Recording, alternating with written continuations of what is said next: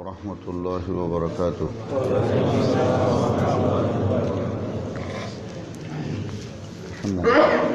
একটু বেশি করে ঠান্ডা। নাহমাদুহু ওয়া নুসাল্লি ওয়া নুসাল্লিমু আলা রাসূলিহিল কারীম, আম্মা বা'দ। فأعوذ بالله من الشيطان الرجيم. بسم الله الرحمن الرحيم. ألا إن أولياء الله لا خوف عليهم ولا هم يحزنون الذين آمنوا وكانوا يتقون. وأيضا في شأن حبيبه إن الله وملائكته يصلون على النبي يا أيها الذين آمنوا صلوا عليه وسلموا تسليما. اللهم صل على محمد كما صليت على غير منشود لك حضور.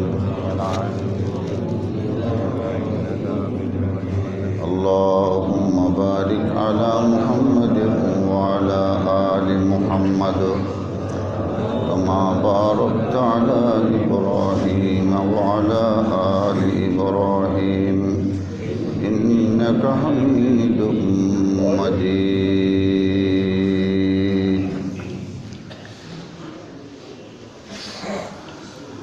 মহান আল্লাহ সুবহানাহু ওয়া তাআলার অসংখ্য অগণিত শুকরিয়া, যিনি আমাদেরকে তার ঘরে আসার বসার, কোরআন ও সুন্নাহর আলোচনা শোনার তৌফিক দান করেছেন। আমরা সেই আল্লাহ সুবহানাহু ওয়া তাআলার দরবারে শুকরিয়া আদায় করছি, আলহামদুলিল্লাহ। কাতারের মাঝখানে অনেক জায়গা ফাঁক দেখা যাচ্ছে, অপরকে বসার সুযোগ দিন। খালি জায়গাগুলো পিছনের লোকেরা উপরে উঠে যান।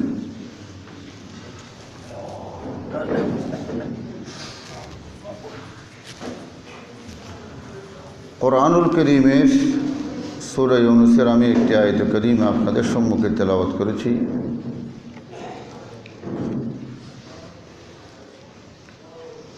এই আয়াতকে সামনে রেখে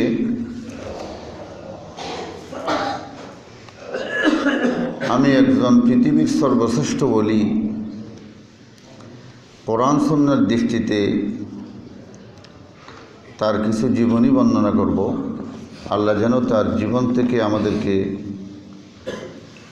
কোরআন সুন্নাহর নীতিমালাগুলো গ্রহণ করার তৌফিক দান করেন।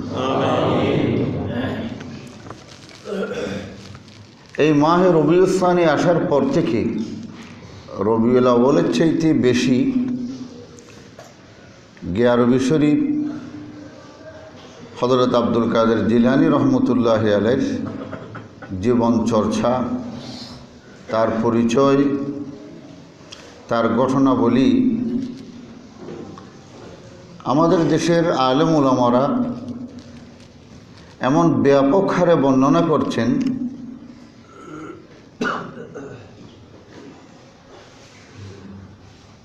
গ্রামে গঞ্জে এমনকি এমন কোনো বিদ্যা অশিক্ষিত মহিলা পর্যন্ত নাই যারাও তার জীবন সম্পর্কে কিছু না কিছু না জানে। এটা ভালো দিক, কিন্তু তার জীবনীগুলি যারাই লিখেছেন ভুলভ্রান্তি সম্পূর্ণ ভরপুর।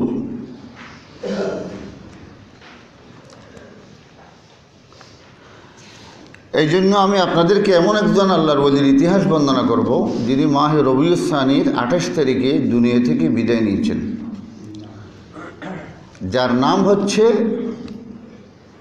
যায়েদ ইবনে হারেসা রাদিয়াল্লাহু তাআলা আনহু। বলুন তো কে? ইসলামের ইতিহাসে যিনি সর্বপ্রথম দাসদের মধ্যে ইসলাম গ্রহণকারী,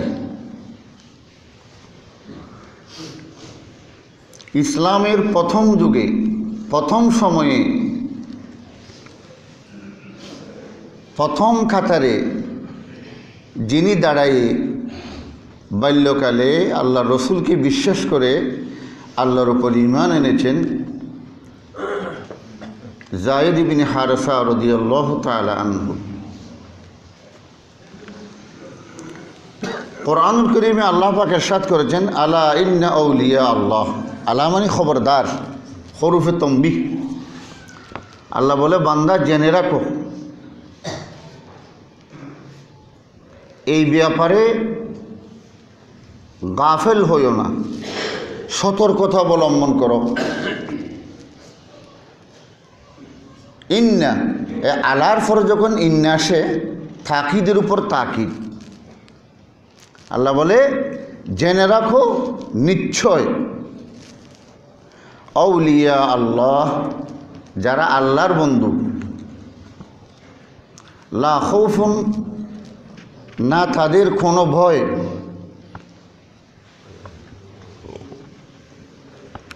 ওয়ালা হুম ইয়াহজানুন, না তাদের কোনো চিন্তা। আল্লাহ বলে, যিনি আমার বন্ধু হতে পারবে তার ভয় থাকবে না, তার চিন্তাও থাকবে না। আল্লাহর বন্ধু কারা? আল্লাহ নিজেই পরিচয় দিচ্ছেন। আমাদের দেশে কোরআনুল কারীমের যখন ব্যাখ্যা করা হয়, গাড়ি স্টেশনে না থামাইয়ে মাঝখানে যাত্রীকে নামাই দেওয়ার মতো। এই আয়াতের তফসির হচ্ছে পরবর্তী আয়াত, আল্লাযীনা আমানু। আল্লাহ বলে, যারা আমার সাথে ঈমানের সম্পর্ক গড়ে তুলে বন্ধুত্ব করেছে। আল্লাহ বলে, যারা ঈমান এনেছে আমি আল্লাহর উপর, ওয়া কানু ইয়াত্তাকুন, এবং আমি আল্লাহর বিধিবিধান মতে তারা তাদের জীবন যাপন করে, তাকওয়া অবলম্বন করে, হালালকে গ্রহণ করে, হারাম থেকে নিজের জীবনকে বাঁচিয়ে রাখে। এরাই কি? আল্লাহর ওলি। লিকুল্লি নবিয়িন ওলিয়ুন, এটা আকাইদের কিতাবে আছে। সমস্ত নবীরাই হচ্ছে ওলি। এই দেখেন, সমস্ত নবীরা কি ওলি? কেন? নবীদের চাইতে আল্লাহর বন্ধু আর কে? নবীদের চাইতে তাকওয়া বেশি অবলম্বনকারী আর কে? নবীদের পরে সবচেয়ে বড় ওলি সাহাবায়ে কেরাম রিদওয়ানুল্লাহ তাআলা আলাইহি, যারা আল্লাহর সন্তুষ্টি অর্জন করেছেন, এই সাহাবায়ে কেরাম।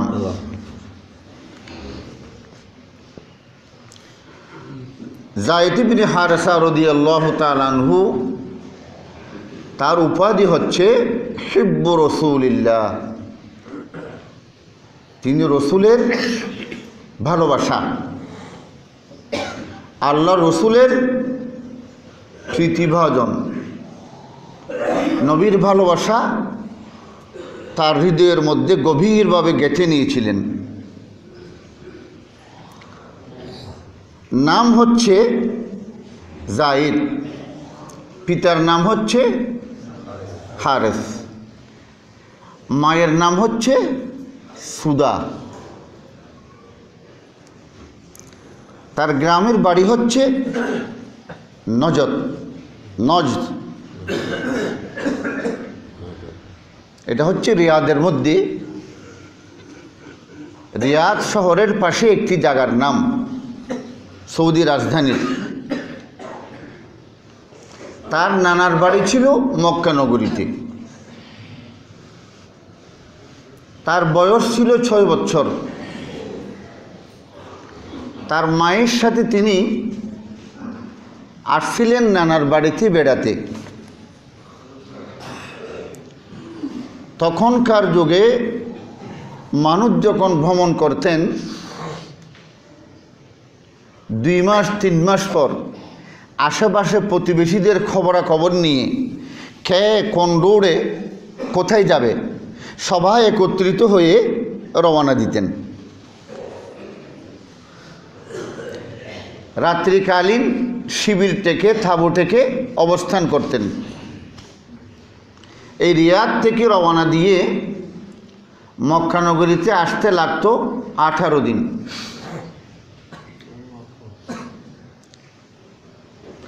আসার মাঝখানে বনু কায়েন মক্কা নগরী ঢুকার 5 কিলোমিটার আগে একটা পাহাড় ছিল, জবলুল আকিক।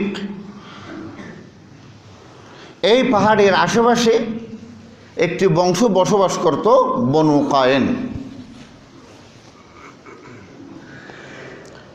বনু কায়েমের লুটাজরা ডাকাতরা রাত্রে হানা দিল তাদের শিবিরে, তাদের তাঁবুতে।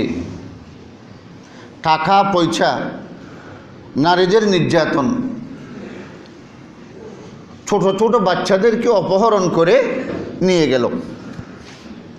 জায়েদ ছিল মায়ের বুকের মধ্যে ঘুমন্ত অবস্থায়, তাকে টেনেই নিয়ে গেল। তৎকালীন স্বর্ণ চাঁদির চাইতে দাস গোলামের মূল্য ছিল অনেক বেশি, কারণ এক একটি দাসকে হাজার হাজার টাকার দেরহামের বিনিময় বিক্রি করা হতো। এই যায়েদ রাদিয়াল্লাহু তাআলা আনহু 6 বছর বয়স, তাকে নিয়ে গেল। মায়ের পুত্রহারা শোক, হৃদয়ের বেদনা, দিলের যন্ত্রণা, শোকের অশ্রু, রাত দিন এমনভাবে জ্বর ছিল, ইতিহাসের কিতাবে পাওয়া যায় ইয়াকুব আলাইহিস সালামের মতো তার মায়ের চোখের জুতিও চলে যাচ্ছিল।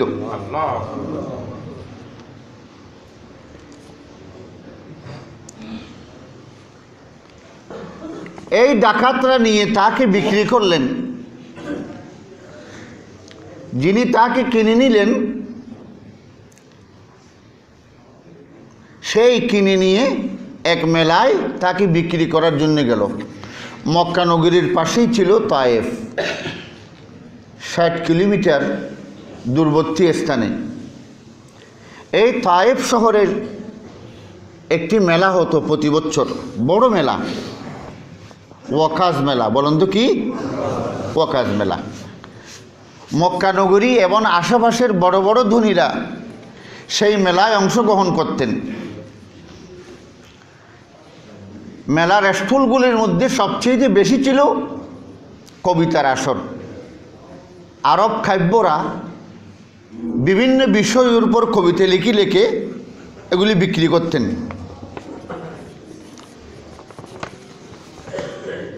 হযরত আয়েশা সিদ্দিকা রাদিয়াল্লাহু তাআলা আনহার, না খদিজাতুল কুবরা রাদিয়াল্লাহু তাআলা আনহার একজন ভাতিজা,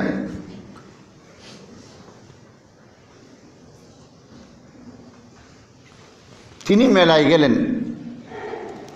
তার নাম হচ্ছে হাকিম ইবনে হিজাম ইবনে খুয়াইলিদ। হাকিম ইবনে হিজাম ইবনে খুয়াইলিদ। তিনি মেলায় গিয়ে বিভিন্ন স্টলগুলি ঘুরে ঘুরে দেখছেন। এক জায়গায় গিয়ে দেখলেন অসংখ্য ছেলেরা দাস বিক্রি করা হচ্ছে। তিনি সেখান থেকে বেছে বেছে 7-8 জন দাসকে কিনে নিলেন। মেলা থেকে আসার পর যখন মক্কা নগরীতে আসলো, তার সাথে দেখা করার জন্য গেল তার ফুফি খদিজাতুল কুবরা রাদিয়াল্লাহু তাআলা আনহা।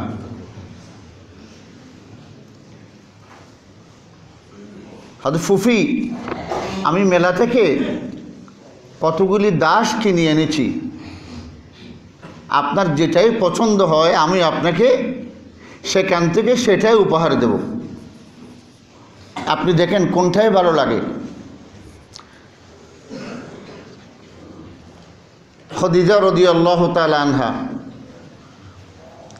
সব ছেলেদের মুখগুলি তাকাই দেখল।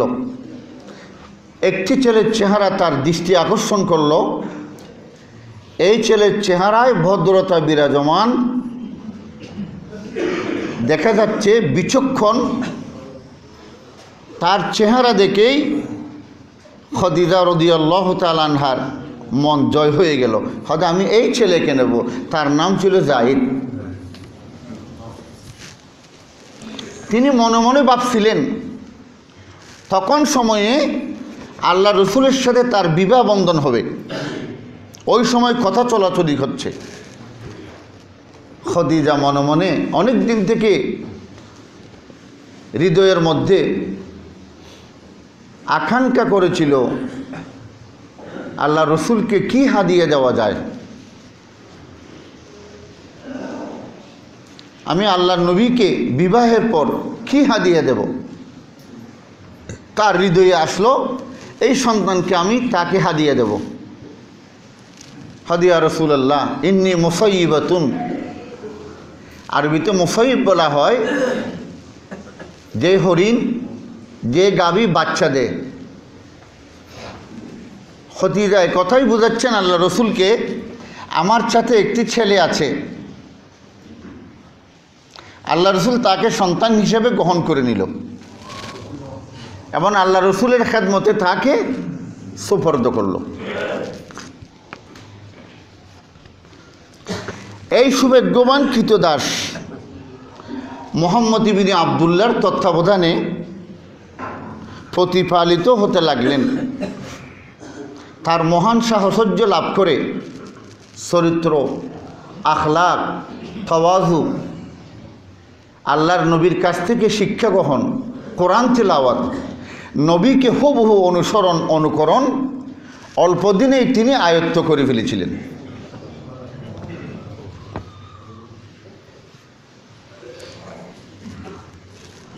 আল্লাহ রসুলের সাথে তিনি হজে আসলেন। এই সময়ের মধ্যে তার বয়স হয়ে গেল 11 বছর। 4 বছর তার মায়ের কান্না এবং তার পিতার দুঃখ বেদনা। তার পিতা ছিল রিয়াদের সবচেয়ে একজন বিশিষ্ট কবি হারিস, আদিব ও হারিস, তাকে এই নামে ডাকতেন। বড় সাহিত্যিক, বড় কবি। তিনি 6টি আরবি কবিতা মধ্যে তার ছেলে পুত্রহারা হওয়ার পর শুধু ছেলের জন্য কান্নাকাটি করতে করতে তার কলম দিয়ে যা কবিতা লিখছে, এই কবিতার কিতাব 6 খণ্ডে রচিত হয়েছে। আল্লাহু আকবার! কত বড় সাহিত্যিক চিন্তা করেন। ওয়ায়াবকি যাইদান লিআন্নাহু ইয়ামুতু বিহা, আমি যাইদের জন্য কান্না করেই যাচ্ছি। আমার হৃদয় এখনো স্থির হতে পারে নাই। সেই কি আসলে জীবিত আছে? সেই কি ভূগর্ভের উপরে, মাটির উপর চলাফেরা করে, না ভূগর্ভের নিচেই তিনি আখিরাতের বাসিন্দা হয়েছেন? সকাল যখন সূর্য উদিত হয়, সূর্যের কিরণ যখন তার নাকে লাগে, তখন শ্বাস প্রশ্বাস গ্রহণ করে। হে সূর্যের আলো, আমাকে জানিয়ে দাও তোমার নেটওয়ার্কের আওতায় আমার ছেলে কি জীবিত আছে?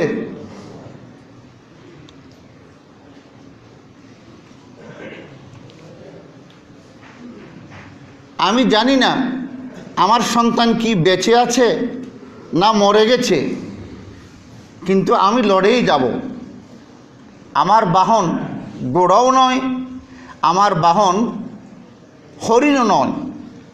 আমি আকাশপথে বেড়াবো ছেলের সন্ধান নিয়ে।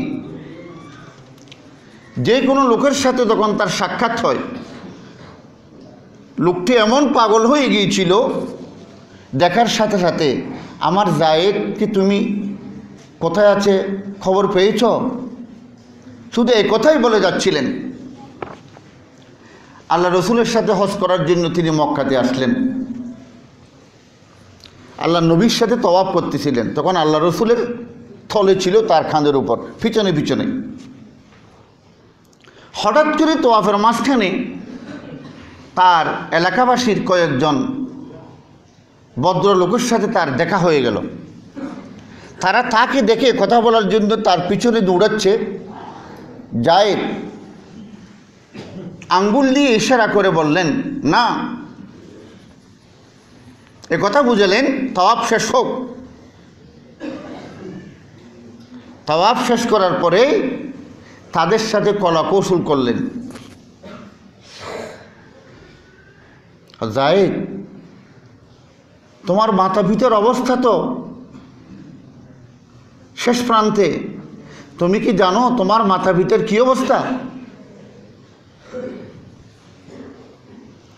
আমার মাকে আমার বাপকে আমার সালাম দিও, পৃথিবীর সর্বশ্রেষ্ঠ শান্তি করে আমি বসবাস করছি, এ কথা বলে দিও।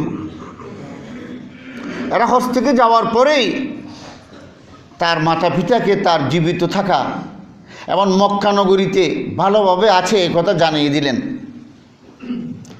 তার বাপের নাম ছিল হারেস, তার একজন চাচা ছিল, তারা অনেক বড় ধনী, তার নাম ছিল কাব। বাপ কী করলেন, তাড়াতাড়ি নিজের ভাইকে ডেকে বললেন, ভাই, আমার ছেলে তো জীবিত আছে, আসেন তাকে আনতে যাই। ধন সম্পদ যতই প্রয়োজন হয়, আরবের লোকেরা কঠোর দিলের অধিকারী। তিনি তার যা সম্পদ আছে সব গোছাইয়ে নিয়ে বাহনের উপর উঠলেন।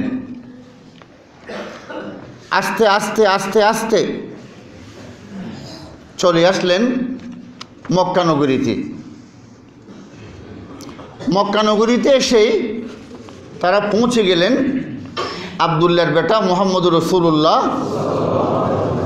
সাল্লাল্লাহু আলাইহি ওয়াসাল্লামের ঘরে। ঘরের বাহির থেকে জায়েদের বাপ দূর থেকে আওয়াজ দিলেন। কি দিলেন? হে আব্দুল মুত্তালিবের বংশধর, আপনারা আল্লাহর ঘরের প্রতিবেশী, অসহায়ের সাহায্যকারী, ক্ষুধার্তকে অন্নদানকারী, আশ্রয় প্রার্থীকে আশ্রয় দানকারী। আপনার কাছে আমার যে ছেলেটি আছে, আল্লাহর ওয়াস্তে আমার ছেলেটিকে যা টাকার প্রয়োজন তার বিনিময় আমাকে দিয়ে দিন।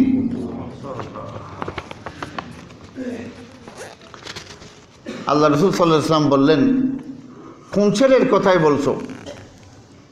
আমাদের দেশে দেখেন না, ভিক্ষুক যখন আসে তাদের পিতৃপুরুষ যে ভালো চরিত্রের অধিকারী ছিল সেই কথাগুলি তাদেরকে জানাই দিয়ে সায়েল ভিক্ষুকরা হাত পাতে, আরে তোমরা এমন বাপদাদার সন্তান, অমুকের ছেলে, যাদের বাড়ি থেকে না খেয়ে কেউ বের হতে পারতো না। এই ধরনের আব্দুল মুত্তালিবের বৈশিষ্ট্যগুলি তুলে ধরে ধরে আল্লাহ রসুলের বাড়িতেই ঢুকে গেলেন। আল্লাহ রসুল সাল্লাল্লাহু আলাইহি ওয়াসাল্লাম বললেন, কার কথা বলছো তোমরা? হয়তো জায়েদ। আচ্ছা,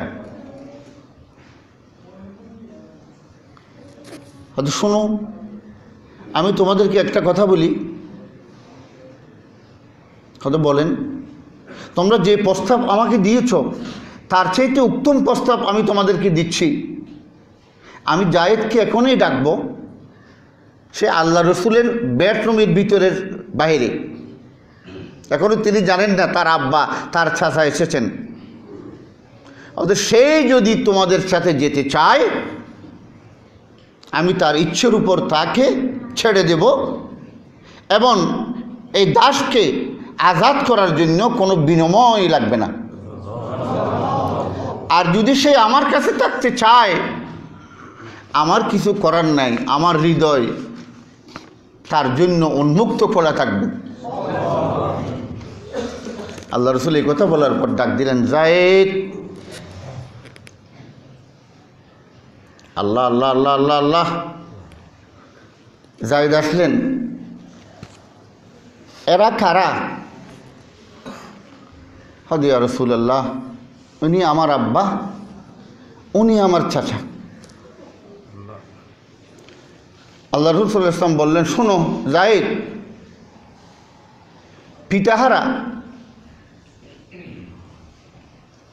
বাপের বেদনা আমার চাইতে কেউ বেশি বুঝে না। তুমি তোমার পিতাকে যদি হৃদয়ে শান্তি দিতে চাও তাদের সাথে চলে যাও, আর যদি আমাকে তোমার ভালো লাগে, আমার হৃদয় তোমার জন্য খোলা। একটু 11 বছরের ছেলে তখন বয়স, চিন্তাও করলেন না। আল্লাহ রসুলের জুবান থেকে শব্দটা বের হতে বিদ্যুতের সুইচ টিপ দিতে যতক্ষণ সময় বাতি জ্বলতে লাগে না, তার চাইতেও ত্বরান্বিত জায়েদের জুবান থেকে আওয়াজ শুরু হয়ে গেল, ইয়া রাসূলুল্লাহ, আপনার এই দরবার ছেড়ে আমি জীবনেও কোথাও যাব না। বাপ চিৎকার দিয়ে দিলেন, সন্তান, মানুষ স্বাধীন থেকে অধীন থেকে স্বাধীন হওয়ার জন্য, দাস মুক্তির জন্য যুদ্ধ জিহাদ করে, তোমার জন্য সর্বনাশ। তুমি কেমনি আমাদেরকে ভুলে গিয়ে কথা বলতে পারলা? আরে তুমি স্বাধীনতাকে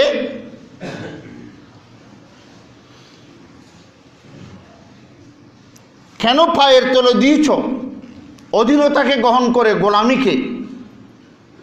ডক্টর ইকবাল বলেছেন। তখন জায়েদ কি বললেন? রসুলে खुदा की गुलामी में आजा, रसूले खुदा की गुलामी में देखो, ज़रा तुम गुलामी में आकर तू देखो, रसूले खुदा की गुलामी में क्या है, ज़रा आओ तुम भी गुलामी को देखो। এখনও তো আল্লাহ রসুল রসুল হয় নাই, কিন্তু একবার কথাটা রসুলকে দিয়ে বুঝাইছেন। আল্লাহ রসুলের খেদমতের কারণে সেখানে কি মজা, কি স্বাদ জীবনের পাওয়া যায়। তোমাদেরকে আমি বাচ্চা হিসাবে নসিহত করছি, তোমরাও আর দেরি করো না, তার সামনে আল্লাহর সাথে সাক্ষাৎ করে নাও। জায়েদের এই ভালোবাসা দেখে আল্লাহ রসুল সাল্লাল্লাহু আলাইহি ওয়াসাল্লাম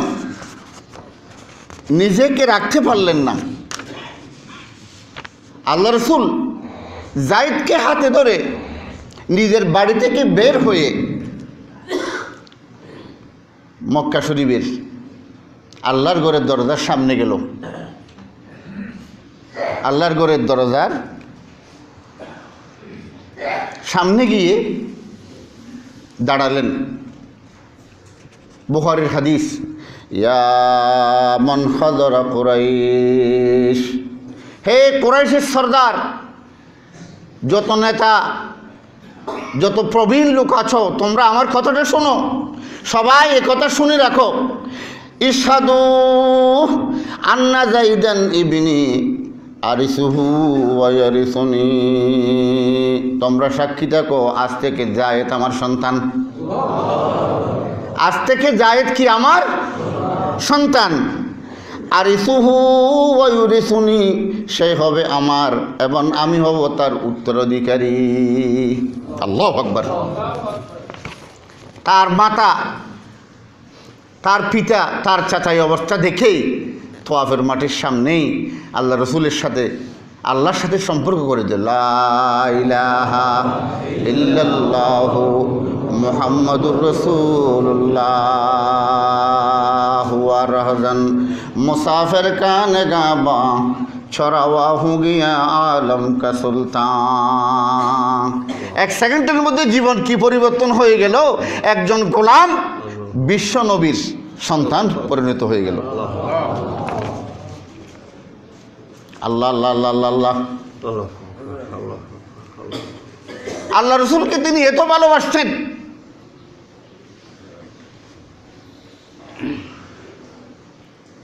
আল্লাহ রসুলের পিতার একজন দাসী ছিল, রসুলের বাপের।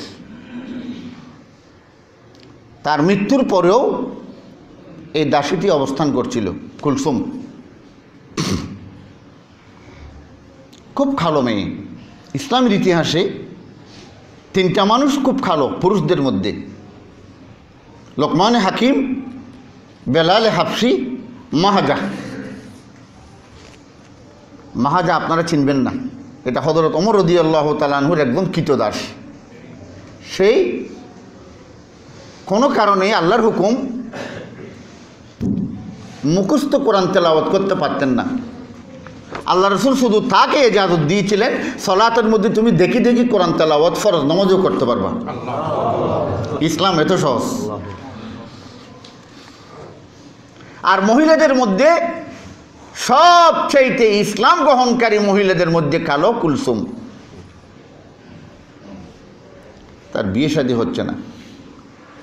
আল্লাহ নবী একদিন বললেন সাহাবায়ে কেরামদের মজলিসের মধ্যে, এই কালো মেয়েটিকে খেয়ে বিয়ে করে সবচেয়ে উত্তম জান্নাতের অধিকারী হবে। আল্লাহ আল্লাহ আল্লাহ। সঙ্গে সঙ্গে যায়েদ দাঁড়িয়ে গেলেন, ইয়া রাসূলুল্লাহ, আমি তাকে বিয়ে করব। আল্লাহ রসুলের মনকে শান্তি দেওয়ার জন্য, রসুলের মনকে খুশি করার জন্য সেই মহিলাকে বিয়ে করলেন। সেই মহিলা 5 বছর পর মারাই গেলেন। এই দাসীর ঘরে পৃথিবীর এমন এক মূল্যবান ধাতু, এমন এক অ্যাটম বোম আল্লাহ পাঠিয়ে দিলেন। তিনি এমন এক ছেলে দুনিয়াতে জন্ম দিলেন, ইতিহাসের পাতায় যাকে বলা হয় উসামা ইবনে যায়েদ। সবচেয়ে ইসলামের আতঙ্ক, দুশমনদের খাপানো সেনাপ্রধান উসামা ইবনে যায়েদ আল্লাহ দাসীর ঘরে বের করলো কি? কেচ্ছ থেকে জাতীয় সব বের হয়ে গেল। এটাই আল্লাহ রব্বুল আলমিনের কুদরতের নিয়মাবলী।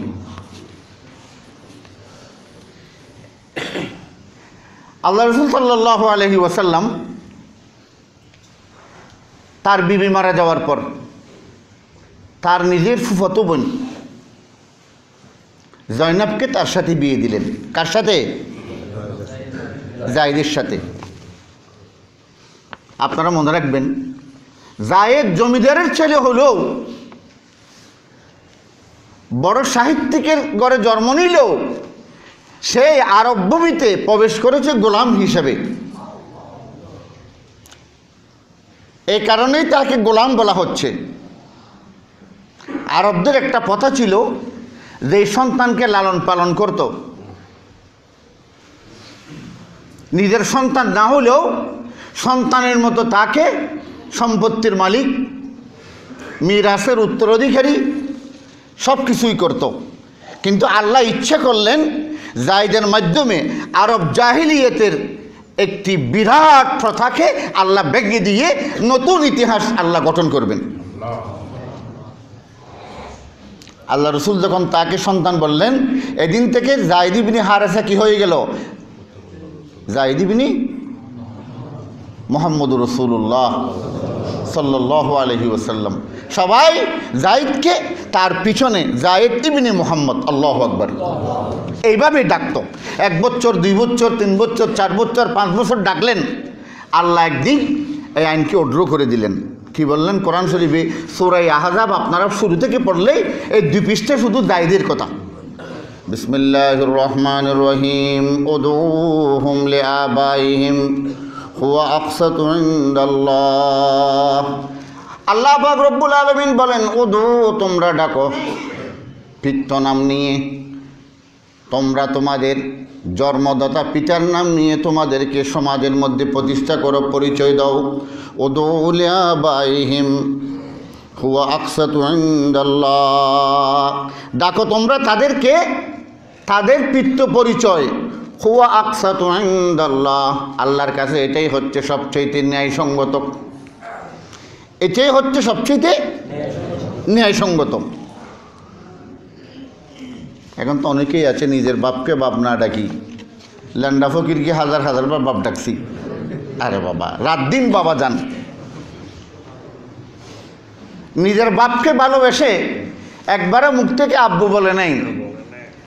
আর ল্যান্ডা ফকিরের কাছে গেলে এমন আদবের সহিত বাপ ডাকে, আরে মা, তার গায়ের মধ্যে মনে হচ্ছে এখন ভূমিকম্প সৃষ্টি হয়ে গেছে। আমার একটা কবিতা আছে, কবিতার মাঝখানে এই কথাটিও আছে। কেহ বলে মামা, কেহ বাবা জান, আমি বলি মানবরূপী এ শয়তান। 20 বছর আগে এই কবিতাটা লিখছিলাম। আসিল ভাই বন্ড ফিরের জামানা, বলিয়া যাব বন্ড ফিরের নমুনা। বন্ড ফিরের বাহিরেতে চমৎকার, কলব কিন্তু গুমরাহিতে অন্ধকার। আজব গজব বন্ড বাবার কারামত, এসব কিন্তু কিয়ামতের আলামত। কোরআন হাদিস উসুল ফিকহ বুঝে না, কোরআন হাদিস উসুল ফিকহ বুঝে না, বাবা কিন্তু এই জগতেই থাকে না। বাবার ভক্ত আছে যত জুয়াটি, বাবার ভক্ত আছে যত গাজাটি, মারে বোতল সুপরেটা সাপাতি। কেহ বলে মামা, কেহ বাবা জান, কেহ বলে মামা, কেহ বাবা জান, আমি বলি মানবরূপী এ শয়তান। সাপে কামড়াইলে মানুষ মরে যায়, বন্ড ফিরে কিন্তু ইমান নিয়ে যায়। শোনো মুমিন নাফিরের এই আহ্বান, বন্ড ফিরের থেকে তাকো সাবধান। আল্লাহু আকবার, অনেক লম্বা আরো। আল্লাহ পাক বলেন উদউহুম লিআবাইহিম হুয়া আকসাতু ইনদাল্লাহ। বান্দারে, তোমার বাপকে ভালোবাসার সহিত বাপ ডাকো। আল্লাহ আল্লাহ আল্লাহ। আল্লাহ পাক বলেন যদি কেউ কোনো সন্তানকে পালে, সেই সন্তানের বাপ কোথায় কেউ যদি না জানে, পথের ছেলে, নাউযুবিল্লাহি মিন যালিক, জারুর সন্তান মায়ে জন্ম দিয়ে রাস্তাঘাটে হাজার হাজার আছে, কেউ জানে না। অনেকেই বলে আদ্যর সময় বিয়ের কাবিন নামায় কী লিখব। ইসলাম বলে কাবিন নামায় কী লিখবা, আল্লাহ বলে দিয়েছেন ফাইল্লাম তাফআলু আবাআহুম ফাইখওয়ানুকুম ফিদ্দীন ওয়া মাওয়ালিকুম। আল্লাহ পাক বলেন যেই ছেলের নাম জানা নাই, সেই নিজেও জানে না আমাকে কে জন্ম দিয়েছে। আল্লাহ পাক বলেন সে কি বলবে? আল্লাহ বলেন সেই ইসলামের বন্ধু, ইসলামের পরিচয় দিয়ে তুমি চলে যাবে। আল্লাহু আকবার। আল্লাহ বলে ইসলামই তোমার পিতা। ফাইখওয়ানুকুম ফিদ্দীন, সে আমার দ্বীনি ভাই। ওয়া মাওয়ালিকুম, সে আমার বন্ধু। এক আদ্য পড়াতে গেলাম, এক ছেলেকে পালছে, আমাকে মুড়ুমুড়ু বলে 7-8 বছরের আগে। আমি তখন মশলাটি জানতাম না, কি নাম লিখবে, হয়তো না নাম তো লাগবে।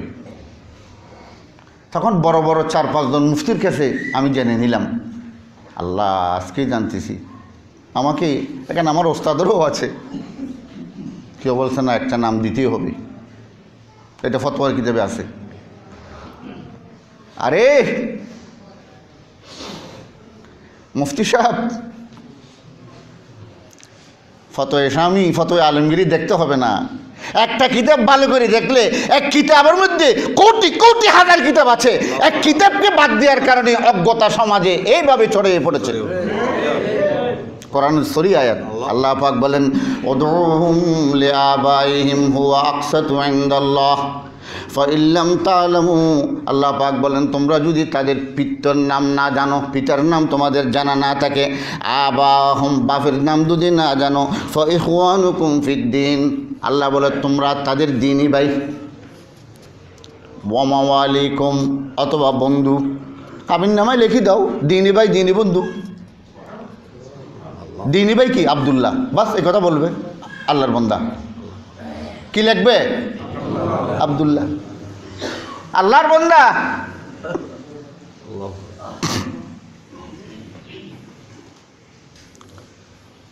জাইনাবকে বিয়ে করার পরে আল্লাহ রাসূল যখন তার ফুফিকে বিয়ে করে দিলেন, কুরাইশ বংশের সর্দার বংশের মেয়ে, ভাষা, সভ্যতা, স্ট্যান্ডার্ড, আভিজাত্য অনেক বেশি।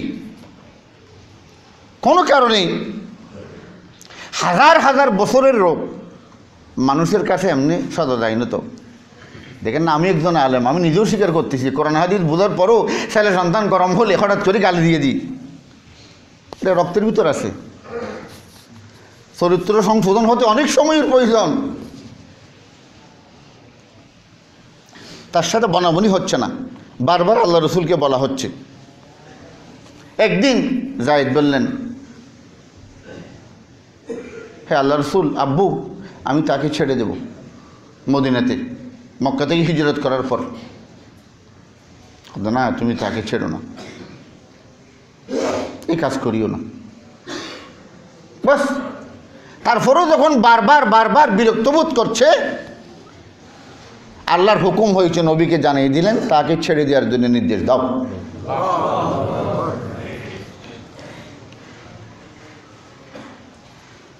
এমন আল্লাহ রসুলকে নির্দেশ দিলেন এই মহিলাকে তুমি বিয়ে করো। আল্লাহ রসুল যখন তাকে বিয়ে করলো, আরবের মধ্যে চতুর্পাশে ডানে বামে মাটি আকাশ বাতাস সব জায়গায় একটা আল্লাহ রসুলের বিরোধিতা শুরু হয়ে গেল।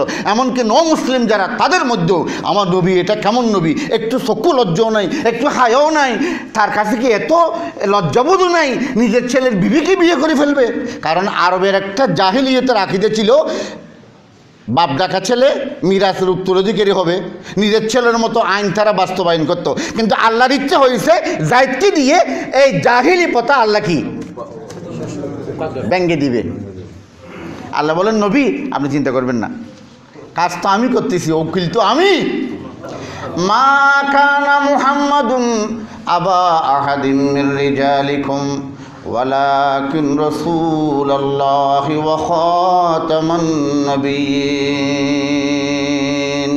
আল্লাহ পাক বলেন, আমার নবী মা কানা মুহাম্মাদুন আবা আহাদিম মির রিজালিকুম, আমার নবী এমন কোনো সন্তানের পিতা নয় যে সন্তান বালেগ হওয়ার পর বিয়ে করবে।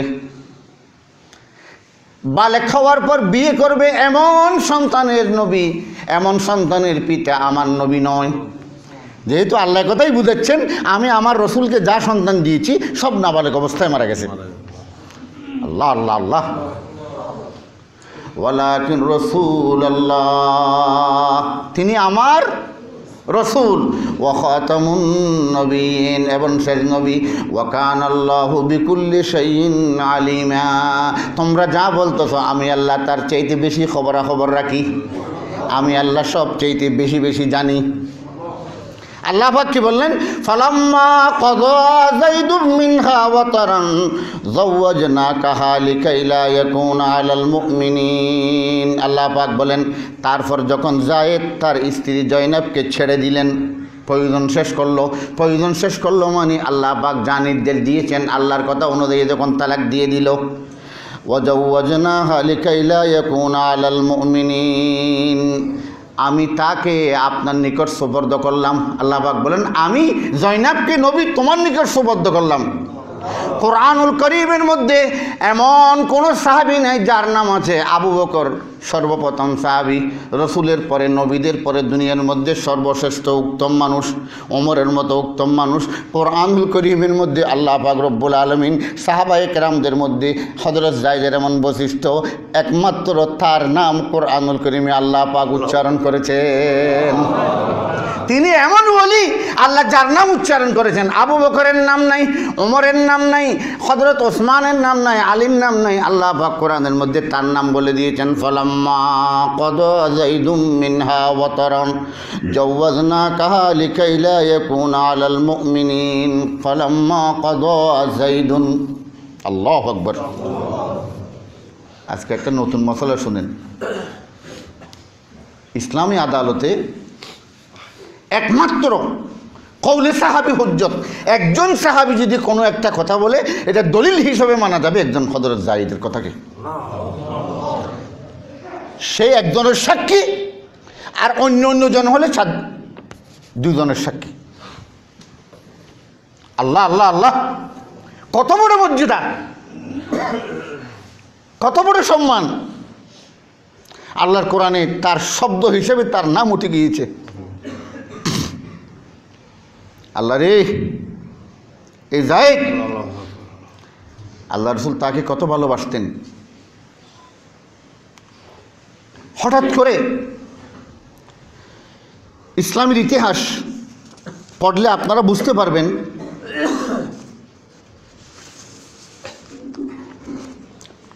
জঙ্গে মৌতা। বলুন তো কি? জঙ্গে মৌতা। এটা হয়েছিল আল্লাহ রসুল গসানি বাদশাকে দাওয়াত দেওয়ার জন্য আফ্রিকার প্রেসিডেন্টের কাছে একটা চিঠি নিয়ে তাকে পাঠিয়েছিল। গসান একটা জায়গার নাম।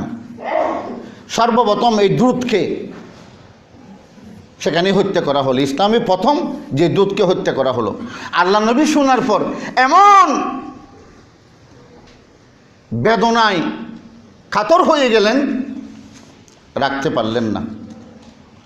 তখন তারাই খবর দিল আমরা মদিনা আক্রমণ করব। 2 লক্ষ ইসলামের ইতিহাসে একমাত্র যুদ্ধ জঙ্গে মৌতা, যে 2 লক্ষ সেনাবাহিনী নিয়ে খ্রিস্টানরা মুসলমানদেরকে হানা দেওয়ার জন্য, মারার জন্য মদিনার শরীফের দিকে আসতেছে।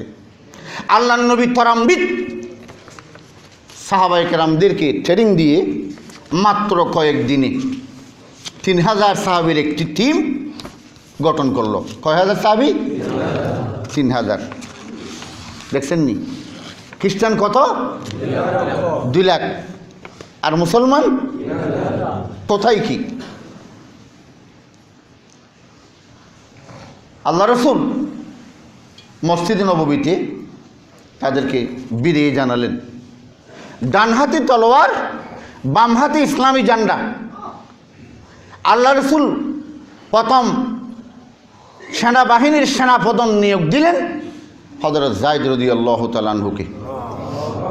আল্লাহ রসুল বললেন, এই যুদ্ধে যদি যায়েদ শহীদ হয়, পরবর্তী সেনাপ্রধান হবে জাফর ইবনে আবি তালিব। সেও যদি শাহাদত বরণ করে, এই যুদ্ধে সেনাপ্রধানের দায়িত্ব পালন করবে আব্দুল্লাহ ইবনে রাওয়াহা। সেও যদি শাহাদত বরণ করে, মুসলমানদের মধ্যে যুদ্ধের ময়দানে পরস্পর তারাই সেনাপ্রধান নিয়োগ করবে। চলে গেল। আল্লাহ আল্লাহ, কি বলবো? একজন সাহাবায়ে কেরামের জীবনী আমাদের জন্য ইমানের ভিটামিন। কেউ ভিটামিন এ, কেউ ভিটামিন বি, কেউ ভিটামিন সি। জাফর ইবনে আবি তালিব আল্লাহ রসুলের বাতা, তিনি ইসলামের জন্য 2 বার হিজরত করেছেন। একবার আফ্রিকা ছেলে সন্তান নিয়ে, আর একবার মদিনা মুনওয়ারা। প্রথম হিজরতকারী। মনে রাখবেন, সেই তার বিবির কাছে গেল, বিবিকে বলল, আমার আসবাবপত্র, আমার সামানগুলি গুছিয়ে দাও, থলেতে ভরে দাও। আমার মতো অযোগ্য ব্যক্তির উপর আল্লাহ রসুলের হুকুম হয়েছে যুদ্ধের ময়দানে সেনাপ্রধানের নেতৃত্ব দেওয়ার। বিবি সব কিছু বলে দিলেন। বিয়ে করেছিল আরবের আভিজাত্য ফ্যামিলির নারী, বেশি দিন হয় নাই, তার 2টি বাচ্চা। বউ তাকে বললেন, আল্লাহ রসুল নির্দেশ দিয়েছেন জেহাদে যেতেই হবে, কিন্তু আমি একটি কাজ করি, আসেন আপনার সরু সামান জোগাড় করে দিয়েছি, আমি একটু মোনাজাত করব, আপনি আমিন বলবেন। নিজের বিবি হাত তুললেন, হে আল্লাহ, তোমার বান্দা জাফর ইবনে আবি তালিবকে ইসলামের জন্য আল্লাহ রসুল ডেকেছেন, আমিও অন্তর থেকে তাকে বিদায় দিচ্ছি। আল্লাহ তাকে ইসলামকে বিজয়ী করে তাকে গাজী বানিয়ে আমার কাছে ফিরিয়ে দাও। তার কচি কচি সন্তানদেরকে দেখে সেই জন্য নিজের অন্তরকে শান্তি করতে পারে। দোয়ার সময় তার থলের মধ্যে, প্রতিটি সাহাবীর তলে থাকতো তরবারি। তরবারিটি বের করে তরবারির ডাট দিয়ে নিজের বিবির দোয়ার সময় তার হাতের এইভাবে তরবারির ডাট দিয়ে আঘাত করলো। বিবি ব্যথা পেয়েছে, দুঃখ করে কাঁদিয়ে উঠলেন। আমি দোয়া করছি আর আপনি কেন আমাকে আঘাত করলেন? আমি তো কোনো অন্যায় কাজ করি নাই, আমি তো কোনো অন্যায় বিষয় আল্লাহর কাছে চাচ্ছি না, কেন এই কাজটি করলেন? হয়তো তোমার দোয়া নবীর ইচ্ছের বিরুদ্ধে যাচ্ছে। মহিলারা দুর্বল, সেই জন্য বলছি না। আল্লাহ রসুল সাল্লাল্লাহু আলাইহি ওয়াসাল্লাম মদিনাতে বসে ইঙ্গিত দিয়েছেন আমার শাহাদতের। আল্লাহ রসুল বলেছেন, যায়েদ ইবনে হারেসা যদি শাহাদত বরণ করে, জাফর ইবনে আবি তালিব সেনাপ্রধান হবেন। রসুল যখন বলেছেন শাহাদত বরণ করেন, রসুলের মুখ থেকে প্রচ্ছন্ন ইঙ্গিত পেয়েছি সে শহীদ হবে, আমিও শহীদ হব। জাফর ইবনে আবি তালিব আবার যুদ্ধের ময়দান থেকে আসবে, বিবির সাথে আলিঙ্গন করবে, ছেলেদেরকে চুমু দিবে, এই আশা কবুলযোগ্য নয়। যাও, আসসালামু আলাইকুম, কিয়ামতের ময়দানে আল্লাহর আরশে শহীদদের প্যান্ডলের নিচে তোমার সাথে আমার দেখা হবে, ছেলেদেরকে কোলে নিয়ে আদর করব। तौहीद की अमानत सीनों में है हमारी, तौहीद की अमानत सीनों में है हमारी, आसान ही मिटाना, आसान ही मिटाना, नामो निशा हमारा। চলে গেলেন। সাহাবীর ইতিহাস দেখছেন, এর চেয়ে তো আরো রোমাঞ্চকর ইতিহাস। নবীর ভালোবাসা সাহাবায়ে কেরামরা ছেলে সন্তানের ভালোবাসার মতো নয়, বিবির মতো ভালোবাসার মতো নয়। আন-নবিয়্যু আওলা বিল মুমিনিনা মিন আনফুসিহিম ওয়া আযওয়াজুহুম উম্মাহাতুহু। এই যায়েদের ঘটনার মধ্যে আল্লাহ ঘটনা বর্ণনা করছেন। নবীর প্রেম, নবীর ভালোবাসা নবী মুমিনের হৃদয়ের, তার অন্তরের জানের চাইতে নিকটে। এই কথাটা আমি আশ্চর্য হয়ে গেছি। অনেকভাবে মানুষকে আমি বুঝাতাম। এবার যে হজে গেলাম, একটা নতুন তফসির দেখলাম, তফসিরটা নিয়ে আসলাম। সৌদি আলেম লেখছে আর তফসিরুল মুয়াস্সার, সহজ তফসির। এই আজকেই সকালে দেখার নোট করার সময় একটা কথা পেয়েছি, এমন সহজভাবে, আল্লাহ তুমি মুসান্নিফকে জান্নাতুল ফেরদৌস দান করো। তার মানে তার তফসিরের নাম হচ্ছে তফসিরুল মুয়াস্সার, তার মানে সহজ তফসির। কথাটা এমনভাবে বুঝে দিয়েছেন, আমার ব্রেন এমনভাবে ঢুকছে। আমার এতদিন এই আয়াত নিয়ে আমি অনেক ওয়াজ করছি, অনেক বুঝেইছি, নিজেও বুঝছি, কিন্তু বুঝার উপর আমার বোঝানিটাকে সহজ করে দিয়েছে। কেমনি দেখেন, হয়তো নবী মাতা পিতার ছেলে সন্তানের ভালোবাসা রক্তের সম্পর্ক, নবীর সাথে উম্মতের সম্পর্ক ইমানের সম্পর্ক, আর ইমানের সম্পর্ক রক্তের চাইতে বেশি। হয়তো কেমন বেশি? হয়তো রক্তের সম্পর্কে গাদ্দারি থাকতে পারে, হয়তো কেমন, এই কথাটা মনে রাখবেন। দেখেন ছেলে সন্তান অনেক সময় টাকা পয়সার লোভে নিজের বাপকে মেরে ফেলে। ইতিহাস আছে না নাই? নিজের স্বামী, নিজের বিবি অন্য কারো সাথে ভালোবাসা করে 4-5টি ছেলেকে রেখে পালিয়ে যায়। আল্লাহ আল্লাহ। আর নবী উম্মতের সাথে গাদ্দারি করে না, উম্মত নবীর সাথে গাদ্দারি করে। উম্মত নবীর সুন্নত পালন করে না, নবীর বিরোধিতা করে। নবী কখনো উম্মতের বিরোধিতা করে না। এই কথাটাই সহজ, বুঝে আসছে? আন-নবিয়্যু আওলা বিল মুমিনিনা মিন আনফুসিহিম ওয়া আযওয়াজুহু উম্মাহাতুহুম। আল্লাহ আল্লাহ আল্লাহ আল্লাহ আল্লাহ। এই আব্দুল্লাহ বিন রাওয়াহার ঘটনা আরো রোমাঞ্চকর, আরো আশ্চর্যজনক। সে বিয়ে করেছে 1 মাস 2 মাস, বেশি দিন দেরি হয় নাই। নিজের বিবিকে গিয়ে বলল, আমার মতো ছোট্ট যুবকের ওপর আল্লাহ রসুল জঙ্গে মওতার সেনাপ্রধানের দায়িত্ব অর্পণ করেছেন, বিবি আমার সরু সামান জোগাড় করে দাও। বিবি দুপুরে কাঁদিয়ে উঠলেন, আপনার সাথে আমার বিয়ে হয়েছে মাত্র 2-1 মাস, ভালো দৃষ্টি দিয়ে আপনাকে দেখতে পারি নাই, ভালোভাবে কথাও বলতে পারি নাই। আল্লাহ রসুল বলেছেন যাবেন যাবেন, তাতে কোনো সন্দেহ নাই, একটু আসেন, নিবিড় আলিঙ্গনে মিলিত হই, আমরা দুজন ভালোবাসার মধ্যে, তারপর আপনাকে ছেড়ে দেব। হযরত আব্দুল্লাহ বিন রাওয়াহা বললেন, না না না না, এই যুদ্ধগণে এসেছে, এই মুহূর্তে যদি আমি তোমার সাথে ভালোবাসার সম্পর্কের মধ্যে এগিয়ে যাই, এই ভালোবাসা আমার জন্য জিহাদে যাওয়াতে বাধা হয়ে যেতে পারে। मोहम्मद की मोहब्बत दीन हक की शर्त अव्वल है, उसी में हो अगर हामी तो ईमाना मुकम्मल है। ইতিহাসে পাবেন হানজালার মতো সাহাবী বাসসজ্জার রাত্রে যুদ্ধের ঘণ্টা যখন বেজে উঠেছে, ব্রেইনের মধ্যে কোথায় স্ত্রীর ভালোবাসা, মিলনের মাঝখান থেকে দৌড়ি নাফাক অবস্থায় যুদ্ধের ময়দানে চলে গিয়েছে। হানজালার বিবি যুদ্ধের ময়দানে গিয়ে কান্নাকাটি করছে। রসুল বলে, কে রে, যুদ্ধের ময়দানে কোন মহিলা আসলো? ইয়া রাসূলুল্লাহ, আমার সাথে আলিঙ্গন করেছে, আমার সাথে মিলেমিশা হয়েছে, ফরজ গোসল করেন না, এই জন্য এসেছি। না না, এ কথা আল্লাহ আমাদেরকে জানিয়ে দিয়েছেন, জান্নাত থেকে স্পেশাল টিম এসে তাকে গোসল দিচ্ছে।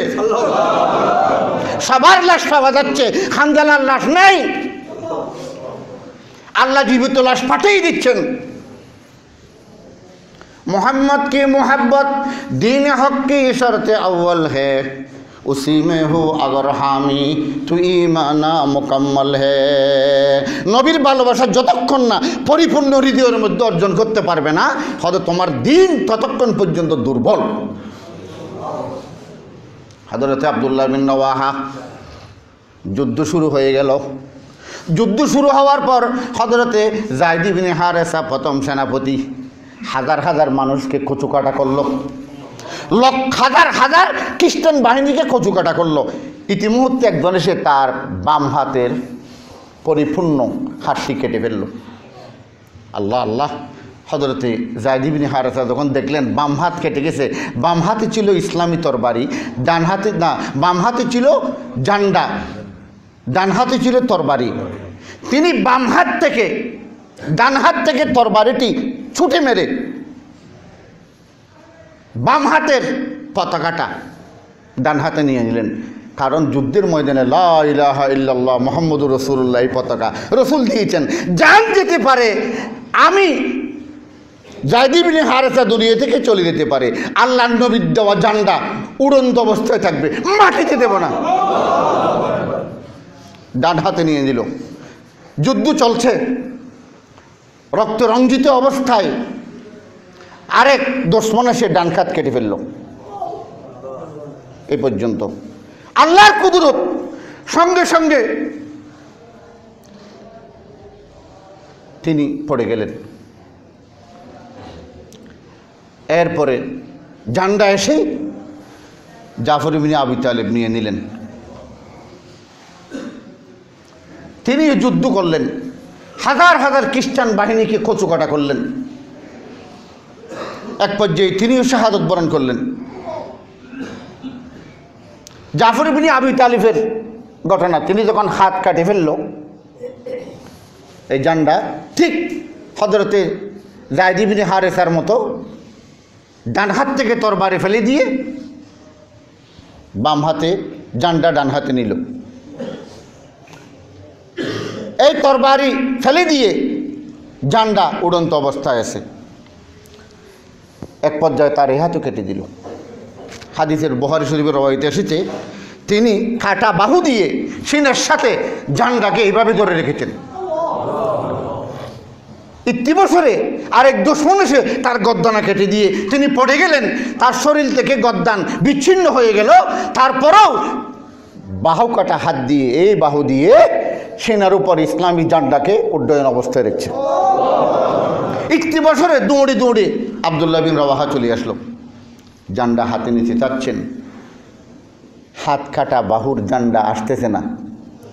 যুদ্ধের ময়দানে আব্দুল্লাহ বিন রওয়াহা বললেন, আই জাফর ইবনে আবি তালিব, আল্লাহ রসুল বলেছেন ওসামা ইবনে যায়েদ ইবনে হারেসা শাহাদত বরণ করলে জাফর ইবনে আবি তালিব সেনাপ্রধান হবে, আর তিনিও যদি শাহাদত বরণ করে তৃতীয় নম্বর আব্দুল্লাহ বিন রওয়াহা জান্ডা নিবে, সেনাপ্রধান হবে।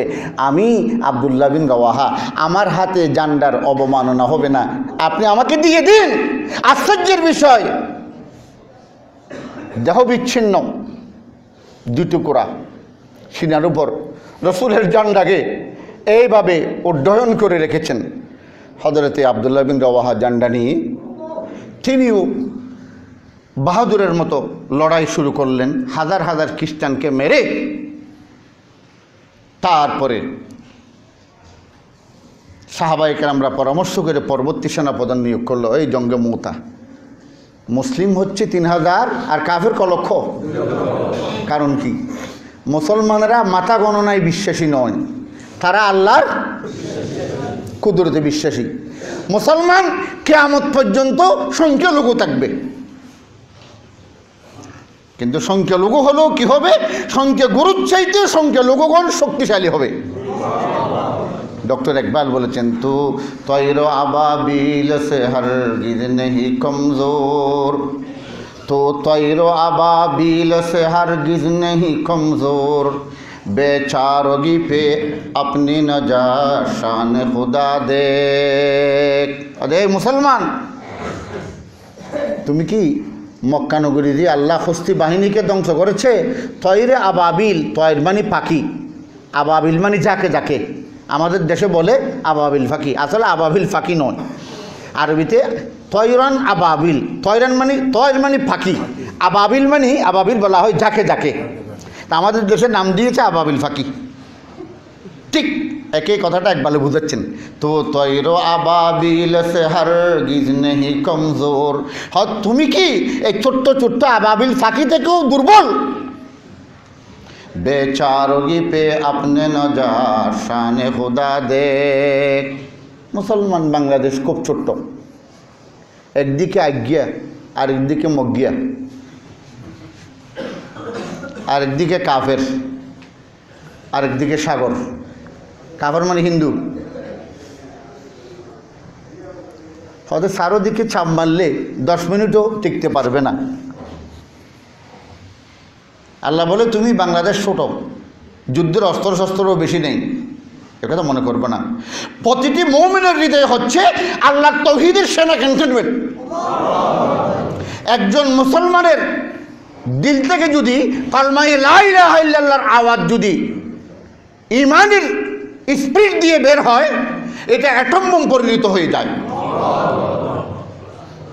আল্লাহ এই কথাটাই বলেছেন ইকবাল, तौहीद की अमानत, तौहीदर गोड़न सीनों में है हमारी, आसान ही मिटाना नामो निशान हमारा। मुसलमानेर ईमानेर गोड़न হচ্ছে তৌহিদের আমানত। মুসলমানকে দুনিয়া থেকে নিচ্ছিন্ন করা কারো পক্ষে সম্ভব নয়। चीनो छीनो अरब हमारा, हिंदू से ता हमारा, मुस्लिम है हम वतन है सारा जहां हमारा। ऐ गुलिस्तान उंदुलुस वो दिन है याद तुझको, ता तेरे डालियों में जब आशिया हमारा। दुनिया की बुत की दो में गूंजी अज़ा हमारी, तमता न ता किसी से साइले रवा हमारा। কথা আমরা মুসলিম এমন একটি জাতি, প্রতিটি মন্দিরে ঢুকে ঢুকে আমরা আল্লাহর আযানের ধ্বনি দিয়েছি। আর আন্দলুস ফ্রান্সের মধ্যে আল্লাহ আল্লাহ আল্লাহ হাজার হাজার মসজিদ মন্দির পরিণত হয়েছে। এপ্রিল ফুলের ইতিহাস যখন আপনি জানবেন, ফ্রান্সের এই ইতিহাস বুঝতে পারবেন। ফ্রান্সের মসজিদগুলি ছিল কোরআনের তফসিরের দরস হতো। আল্লামা কুরতুবী তফসিরে কুরতুবী লিখেছেন, তিনি ফ্রান্সের লোক। আল্লামা তকি ওসমানের একটা কিতাব পড়ছিলাম, আন্দলুস মে ছন্দ দিন, স্পেনে কয়দিন। তিনি দেখলেন সফরে যখন হতে যাচ্ছিলাম, পাহাড়ের গুহায় গুহায় সুন্দর সুন্দর গম্বুজ, উঁচু উঁচু মিনারা। জিজ্ঞেস করছি এগুলি কি? হয়তো এগুলি সব এখন উপাসনালয়। আল্লাহ আল্লাহ, এগুলি সব ছিল এক সময় মুসলিমদের মসজিদ। মুসলমানের আল্লাহকে সেজদা দিয়েছে। কোরআনের তাফসীরের দর্শ হতো, হাদিসের দর্শ হতো। তো ইকবাল বলতেছে, আই গুলিস্তান উন্দুলুস, ও উন্দুলুসের বাগান, তুমি তো সাক্ষী আছো। ও দিন হে ইয়াদ তুঝকো, ওই দিন তো তোমার মনে আছে। তা তেরি ডালিও মে জব আশিয়া হামারা, পাখিরা যেরকম গাছের ডালে বসে, বাতাসে যখন গাছ পাতা এরকম নড়ে, এইভাবে করে না? যখন ইসলামের কোরআন হাদিসের আওয়াজ দিয়ে আমরা তোমার বুকের উপর এইভাবে খেলনা খেলতাম, এই দিনগুলি তো তোমার মনেই আছে।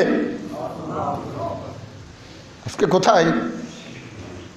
কোনো মসজিদে তাফসীরের দরস নেই, কোনো মসজিদে হাদিসের দরস নেই, মানুষের কিতাবের দরস। এই কারণেই জীবন সংশোধন হচ্ছে না। আল্লাহর ওয়াস্তে আপনাদের কাছে আমার একটা আপিল, খেদমত, তাফসীরের দরস শুরু করেন, হাদিস শুরু করেন।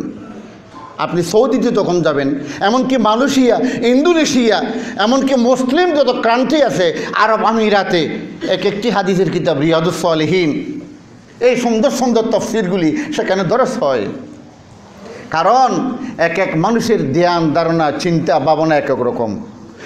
কোনো ব্যক্তির কালচার, কোনো ব্যক্তির মতবাদ আপনি যদি আকৃষ্ট হয়ে যান, তাহলে আপনাকে সেই পথেই নিয়ে যাবে। যদিও আল্লাহর পথ হয়, কিন্তু মাঝখানে একজন ঢুকে গেছে, তখন ব্রেন নটবট হয়ে যাবে। সোজা কোরআন বুঝেন। আল্লাহ পাক বলেন, কোরআন বুঝার জন্য আমি সহজ করে দিয়েছি। কোরআনকে আমার যে বান্দা এক হাত অগ্রসর হবে, আমি আল্লাহ দৌড়ে দৌড়ে তার হৃদয়ে কোরআন গেঁথে দেব। আল্লাহ আমাদেরকে হক কথা বুঝার, হক পথে চলার তৌফিক দিন। ওয়া আখির দাওয়ানা।